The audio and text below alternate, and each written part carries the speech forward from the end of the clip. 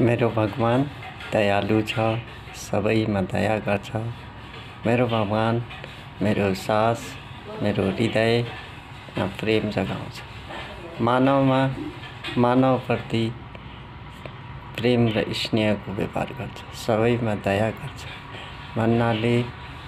भन्नाले मेरो भगवान भन्नाले मेरो आफ्नो व्यक्तिगत होइन, संसारको एक मनुष्यको व्यक्तिगत जीवनको लागि बोलेको शब्द हो।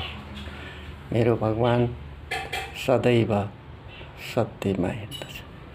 सबै मनुष्यमा 50% सत्य, 50% असत्य। तपाईँ असत्यको बाटोमा हिँड्नुहुन्छ कि सत्यको? यही नै मनुष्यको सार विधि हो। कुन विधि अपनाएर हिँड्नुहुन्छ? तपाईँ सत्यकोमा हिँड्नुभयो भने सत्य सधैँ अविनाशी छ, सच्चिदानन्द छ, परमानन्द छ, सुख छ, शान्ति छ।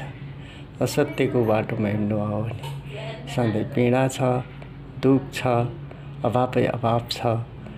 केहीले त्यो जो मनको साथी हो त्यो कहिले तपाईको भरिनी पनि छैन र कहिले असत्यबाट हिँडेर तपाईलाई कहिले सुख शान्ति पनि मिल्ने छैन।